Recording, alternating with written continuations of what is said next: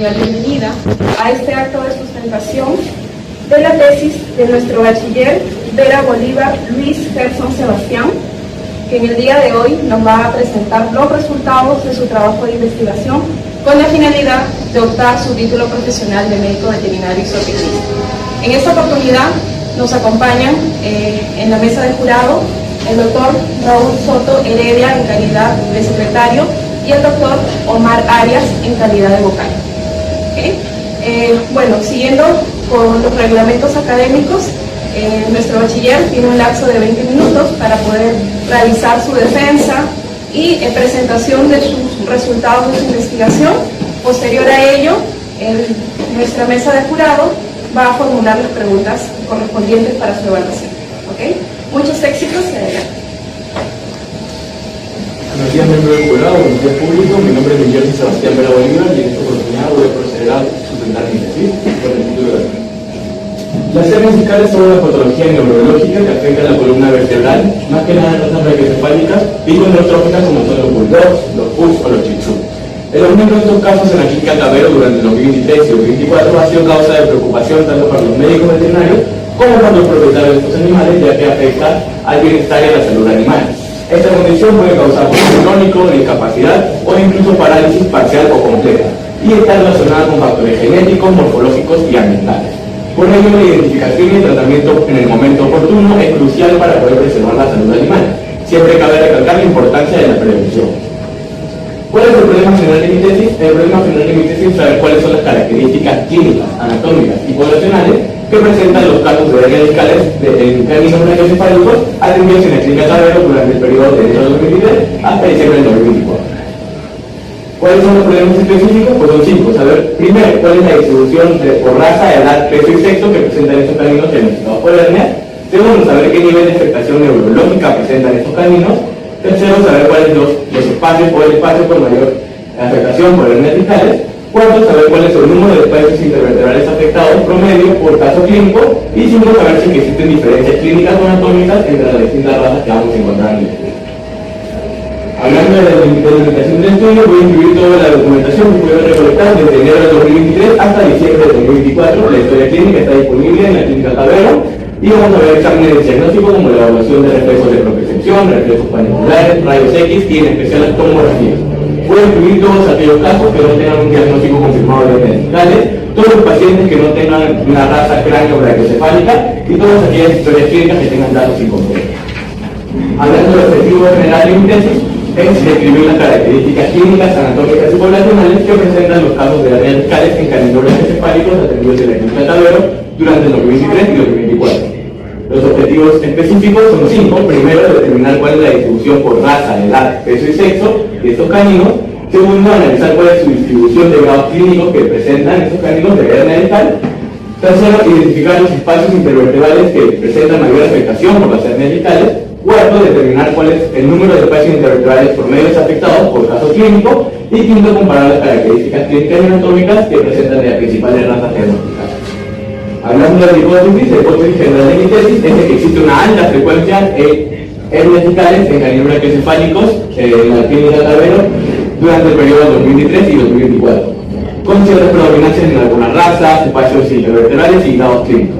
Las hipótesis específicas pues son 5. Primero, que la raza bulldog francés es la raza con mayor frecuencia cuando hablamos de hernias discales. Segundo, que existe una mayor frecuencia de grados clínicos en nivel moderado en nuestra población. Tercero, que el espacio intervertebral con mayor afectación por hernias discales es el espacio L7-S1. Cuarto, de que los caninos tienden a presentar más de un espacio afectado por el caso clínico. Y quinto, de que existen diferencias significativas en cuanto a edad de diagnóstico, grado clínico, peso y número de espacios intervertebrales entre las distintas razas.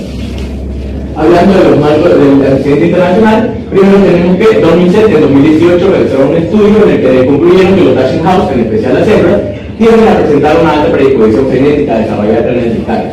Luego, Brown y compañía en 2017 encontraron que la mutación del gen FGF4 está estrechamente relacionada con la displasia esquelética y la degeneración precoz de los discos cartílagos de los discos intervertebrales. Brown y compañía en 2013 descubrieron que las hernias de Hesse tipo 1 normalmente se encuentran en la zona toracolumnar, mientras que las hernias de Hesse tipo 2 se encuentran más que nada en la zona limbosacral. En Japón observaron que algunas razas como el Dachshund House, el Beagle y el Shih Tzu tienden a presentar hernias discales más que nada en la zona cervical y en la zona tórax lumbar. Y finalmente en Chile y compañía, en 2019 descubrieron que los pus y algunos bulldog tienden a presentar algunas malformaciones congénitas en las apófisis articulares caudales de las vértebras, lo cual podrían predisponerlos a desarrollar hernias discales con el tiempo. Aquí podemos ver en la primera imagen una representación gráfica de la hernia de Hessen tipo 1, que es donde hay una extrusión, y la hernia de Hessen tipo 2, en donde hay una protrusión. Luego en esta imagen podemos ver la representación gráfica de la mutación del gen FTF4, que si se da en el cromosoma 18, lo que se hace es el acortamiento de las extremidades, mientras que si se da en el cromosoma 12, lo que se hace son las enfermedades de los discos intervertebrales. Hablando del diseño metodológico de mi tesis, es un diseño no experimental, transversal descriptivo, tiene un tipo observacional retrospectivo, es de nivel de investigación descriptiva, y la técnica que se utilizó fue la recolección de datos mediante la ficha de recolección de datos. Aquí podemos ver la matriz de categorización de mi tesis, en donde vamos a ver tres grandes categorías. La primera categoría es la caracterización del paciente, y como su nombre lo indica, vamos a anotar datos del paciente, como lo son su edad, su peso, su raza, su sexo y su estado reproductivo. Luego en la segunda categoría tenemos la caracterización clínica de la hernia, donde vamos a anotar datos como la ubicación de la hernia, la cantidad de espacios intervertebrales afectados por las hernias y el grado clínico que presenta el paciente. Finalmente, en la tercera categoría tenemos el manejo terapéutico, que es donde vamos a anotar la estrategia terapéutica que se aplicó, siendo esta pudiera haber sido quirúrgica, farmacológica o fisioterapéutica. Hablando del procesamiento de datos, la información fue procesada mediante un software llamado R, en donde se efectuaron análisis descriptivos como las medidas de tendencia central y de dispersión para las variables cuantitativas y las frecuencias absolutas y relativas para variables cualitativas. Luego se elaboraron tablas y gráficos para que haya un mejor entendimiento. Hablando de los aspectos éticos, se garantizó en todo momento la confidencialidad y privacidad de los datos mediante la codificación de estos mismos y se verificó el cumplimiento de las normativas éticas y legales correspondientes. Este estudio se realizó desde enero del 2023 hasta diciembre del 2024. La población estudiada son los cánidos lupus familiares, focalizados específicamente en las razas cráneo-brachycephalitas. Con la edad y el sexo se tomará en cuenta por su distribución. La clínica Cabrera se encuentra en la avenida Primavera, 1780, Santiago del Surco, Lima, Perú. Aquí podemos ver imágenes de mi persona en las cuales estamos recolectando las tomografías y ayudando a los doctores a poner las imágenes en los tomógrafos. Luego se quiso clasificar cuál era el grado de lesión que presentaban estos animales diagnosticados por hernias discales, y como no había un referente nacional oficial o estandarizado, utilicé tablas internacionales para poder crear esta tabla, en las cuales detallo algunos criterios que tomé para poder hacer los 5 grados clínicos. Pero para que sea un poco más dinámico, voy a explicarlo con imágenes que pueden tomarlas en el medio de las evaluaciones neurológicas en la veterinaria. Por ejemplo, en el grado número 1 vemos que los pacientes presentan un dolor leve, una hiperestesia, tanto de los miembros anteriores o de los miembros superiores. Por ejemplo, en el caso del Blue, los miembros anteriores tenían una hiperestesia y tienen un cuadro de hiperventilación, lo cual es peligroso porque en los caninos brachiocefálicos, por su mismo síndrome, les podría dar un golpe de calor. En el grado 2 vemos que los animales tienen un dolor moderado, tienen una claudicación o una paraparesia que es ambulatoria, que esta normalmente está asociada al exceso de movimiento. Por ejemplo, Scott dice que la había operado en la rodilla porque creían que tenía un problema de ligamentos, pero luego seguía con esta cojera esporádica y era porque tenía problemas de columna. En el grado 3 vemos que el dolor ya es severo, la paraparesia o la claudicación deja de ser ambulatoria. En el caso de ahí está perdiendo, por ejemplo, la fuerza de las patas traseras. Los reflejos de propiocepción o paniculares se pueden ver disminuidos o ausentes y pueden tener incluso problemas de control de sí. Luego en el grado 4 vemos que hay una paraplegia, el animal perdió la movilidad en los miembros inferiores. Esta paraplegia normalmente viene acompañada de incontinencia urinaria y incontinencia fecal. Y en el grado 5 vemos que ya hay una tetraplegia, o sea, el paciente perdió el movimiento de los 4 minutos. Dependiendo de cuánto tiempo pasa el animal en este estado, la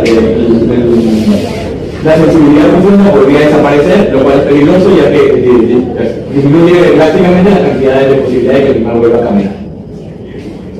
Bueno, llegamos ya a los resultados. En total se analizaron 217 historias clínicas de caninos que fueron diagnosticados con hernias discales.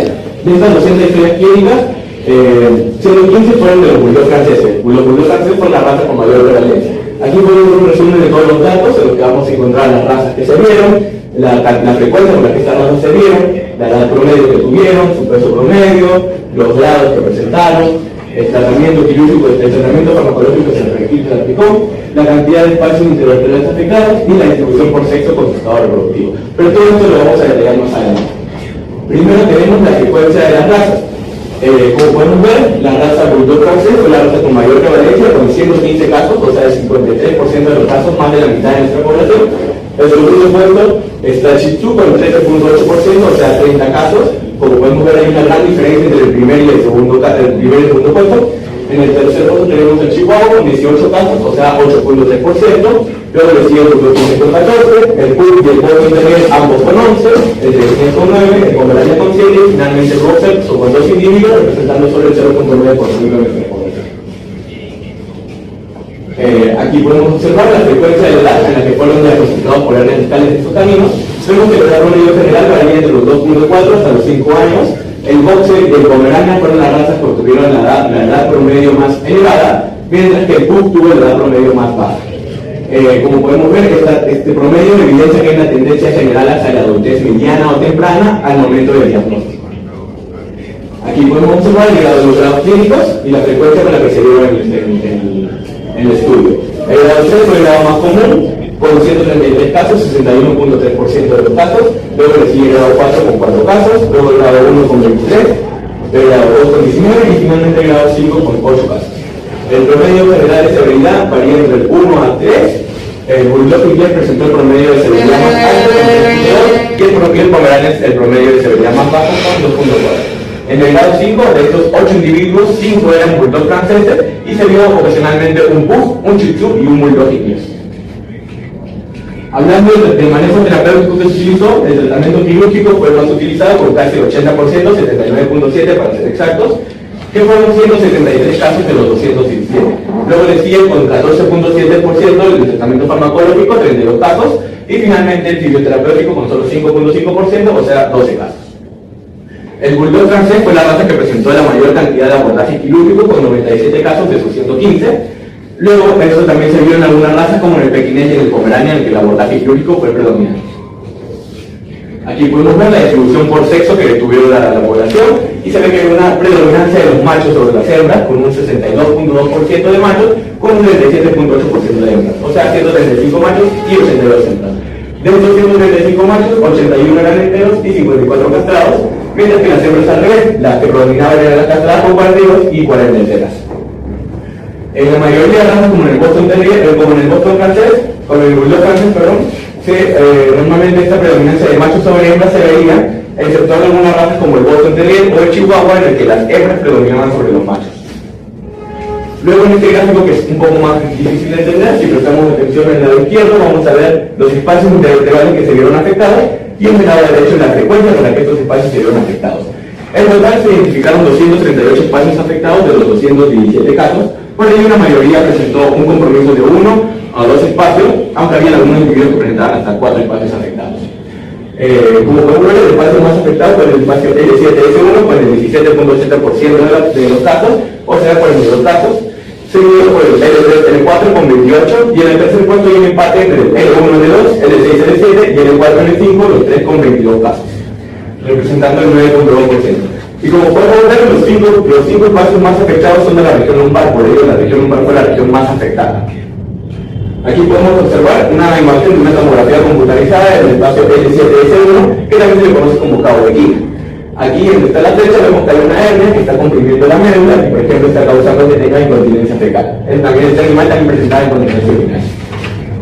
El segmento torácico también se vio afectado, siendo el espacio T2-T13 el más afectado con el 7.9%, seguido el T11-T12 con 7.6%, luego el T13-L1 con 5.5%.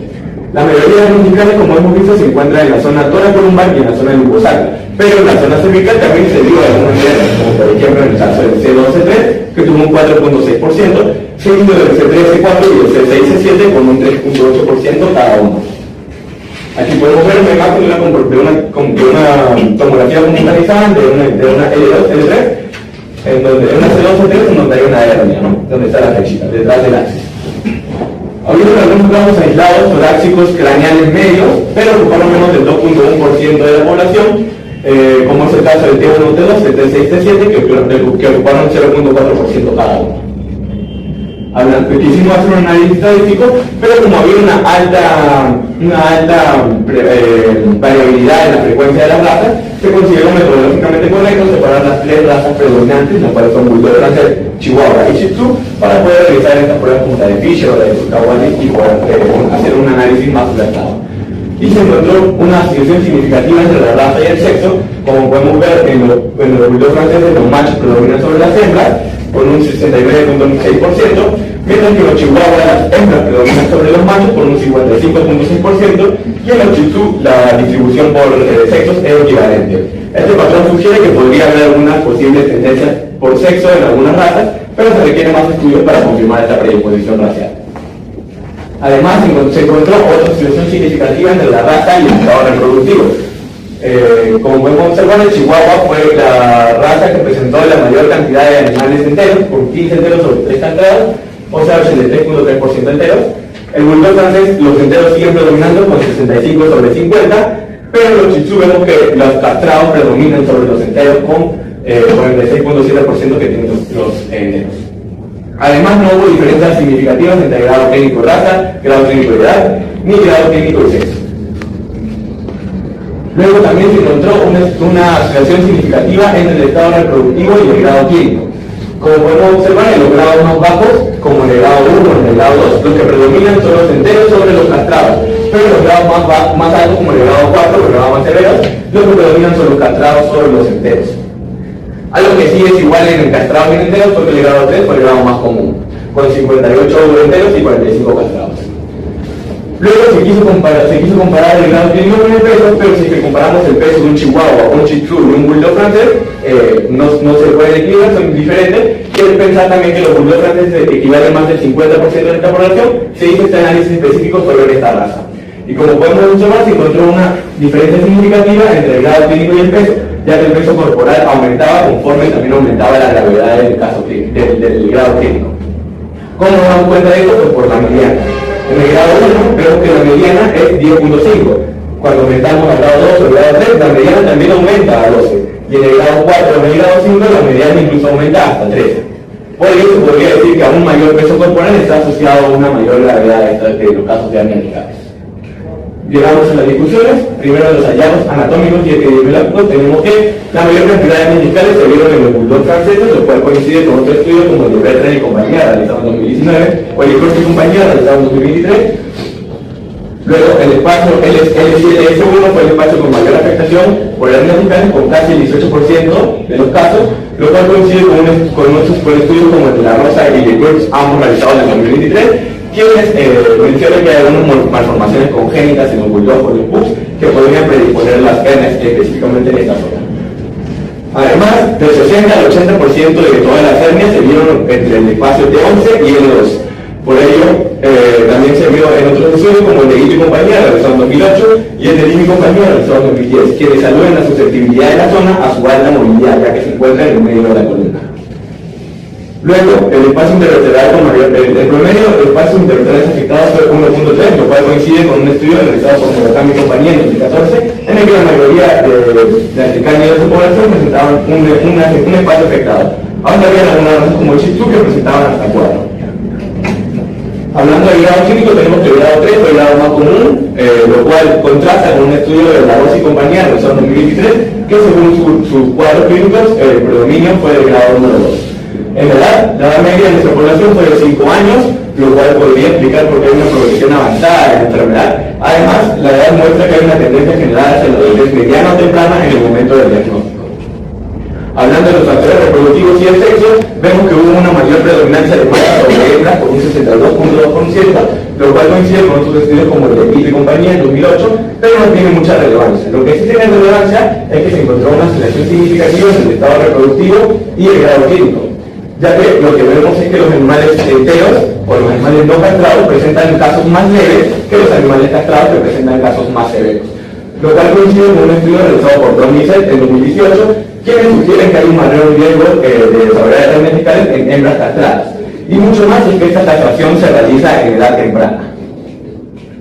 Hablando del peso y la severidad, en los bulldogs franceses, los individuos que presentaban un peso mayor también presentaban una gravedad de hernia discal mayor. Por ello coincide con un estudio como el de Parker y compañía, realizado en 2013, que destaca el sobrepeso como un factor agravante de las hernias discales. En el manejo terapéutico, el tratamiento quirúrgico fue más utilizado con casi el 80% de los casos, lo cual es concomitante con la literatura que cuando hay este tipo de daño neurológico se tiene que realizar este tratamiento. Aunque a veces en el contexto socioeconómico de los sueños podría limitar el acceso a la cirugía. Hablando de la relevancia clínica y aportes de mi estudio, podría decir que mi estudio aporta datos pioneros sobre las hernias discales actualmente en Lima, en donde no contamos con un aportes oficiales o sistemáticos previos, y estos hallazgos podrían ayudarnos a guiar la toma de decisiones clínicas, como la identificación temprana de enfermos que podrían estar potencialmente en riesgo, la intervención quirúrgica de animales que ya lo requieran, y el uso de estos datos como base para investigaciones a futuro. Las conclusiones de mi estudio son, primero, de que el estudio demostró que hay una alta frecuencia de hernias discales en cardiólogos encefálicos, especialmente en los bulldogs franceses, seguidos de Shih Tzu y de Chihuahua. La mayor frecuencia se encontró en los machos adultos y su peso varía según la raza. El grado clínico más común fue el grado 3, el espacio intervertebral con mayor afectación fue L7S1, el promedio de espacios afectados fue 1.3 y hubo diferencias significativas en cuanto a número de adultos afectados y distribución por sexo, pero no hubo diferencia en edad ni en grado clínico entre estas razas. Como recomendaciones podría decir primero que tenemos que promover un diagnóstico temprano de las razas que están predisponentes, como el bulldog francés o Shih Tzu, mediante controles periódicos trimestrales o anuales. Segundo, desalentar la cría indiscriminada de animales o razas de animales que tengan esta predisposición, ya que tenemos que someter a una reproducción responsable centrada en el bienestar animal. Y finalmente hay que impulsar más estudios prospectivos con mayores muestras, un seguimiento a largo plazo y imágenes más avanzadas para poder tener un mejor abordaje clínico de las hernias discales. Gracias.